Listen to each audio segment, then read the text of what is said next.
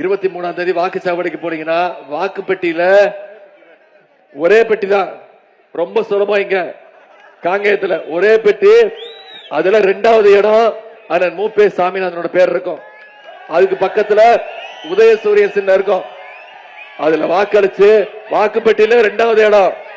4ஆம் தேதி வாக்கு எண்ணிக்கையில முதல் இடத்துக்கு வரணும். செஞ்சு கொடுப்பீங்களா? அதே மாதிரி தாராபுரத்துல சகோதரி இந்திராணி அவர்களுக்கு வாக்களிச்சு அவங்க வாக்கு பெட்டியிலேயே முதல் நம்பர் தான். இன்னும் சுலபம். தாராபுரத்துல வாக்கு பெட்டியில முதல் பேரு சகோதரி இந்திராணியோட பேர், அதுக்கு பக்கத்துல உதயசூரியன் சின்னம். அதுல வாக்களிச்சு இந்த 2 பேரையும் அதிகமான வாக்கு வித்தியாசத்துல நீங்க ஜெயிக்க வைக்கணும். செஞ்சு கொடுப்பீங்களா? போட்டோ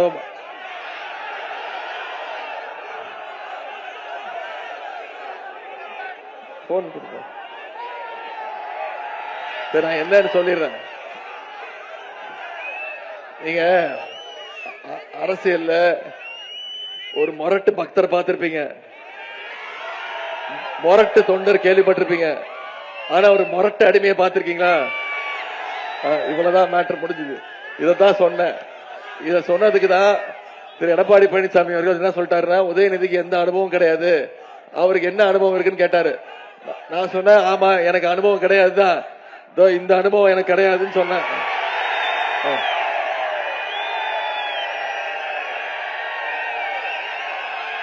போதுமா?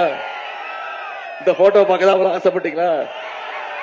பெரிய உலக புகழ் பெற்ற போட்டோ ஆயிடுச்சு. இப்போ நான் காமிச்சில்ல, நீங்க எல்லாம் கேட்டதுனால காமிச்சேன். நீ கேட்டு என் மேல ஃபைல கேஸ என் மேல எழுதிட்டு போயிடுவேன். அவர் எப்படி எப்படி திட்டுறாரு தெரியுமா? என்ன இப்போ கண்ணாப்பண்ணான்னு திட்டுறாரு. செத்து போயிருக்கலான்றாரு, என் உயிரை வாங்குறான் அப்படின்றாரு. இது எனக்கு தேவையா? நம்முடைய தலைவர் சொல்ற மாதிரி இதை மட்டும் ஞாபகம் வச்சுக்கோங்க. வர்ற சட்டமன்ற தேர்தல் இந்தியா தமிழ்நாடு வெர்சஸ் டெல்லி. டெல்லிய இந்த முறை வீழ்த்தி ஆகணும். நான் இன்னைக்கு இவ்வளவு திட்டங்கள் சொன்னேன்ல, யோசிச்சு பாருங்க. இதுக்கெல்லாம் ஒன்றிய பாஜக அரசு எந்த விதத்திலேயாவது நமக்கு உதவி இருக்கா? தமிழ்நாட்டுக்கான திட்டங்கள் கொடுக்கறாங்களா? நம்ம கேட்கிற நிதியை கொடுக்கறாங்களா?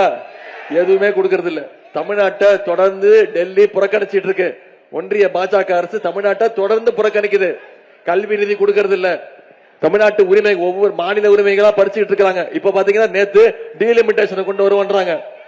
இந்த டீலிமிட்டேஷனை சரியா அமல்படுத்தலன்னா தமிழ்நாட்டுடைய நாடாளுமன்ற உறுப்பினர்கள் 39 இருக்குமா, 59 வரணும். ஆனா 59 வரமாட்டேங்குது.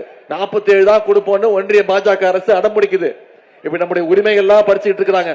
அதனால நம்முடைய தமிழ்நாடு முதலமைச்சர் நம்முடைய தலைவர் சொல்ற மாதிரி இந்த தேர்தல் டெல்லி அணிய ஓட ஓட விரட்டணும்.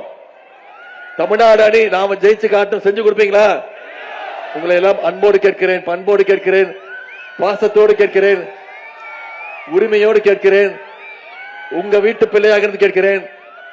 இன்னும் பெருமையா சொல்லணும்னா தலைவருடைய மகனாக இருந்து கேட்கிறேன். இன்னும் பெருமையா பூரிப்பா சொல்லணும்னா முத்தமிழர் டாக்டர் கலைஞருடைய பேரனாக இருந்து கேட்கிறேன். உதயசூரியன் சின்னத்துல அண்ணன் சாமிநாதன் அவர்களுக்கு காங்கேயம் தொகுதியிலும் தாராபுரம் தொகுதியில உதயசூரியன் சின்னத்துல சகோதரி இந்திராணி அவர்களுக்கு வாக்களிச்சு அதிகமான வாக்கு வித்தியாசத்துல ஜெயிக்க வச்சு சட்டமன்றத்துக்கு அனுப்புங்க. உங்களுடைய வரவேற்புக்கு நன்றி நன்றி நன்றி.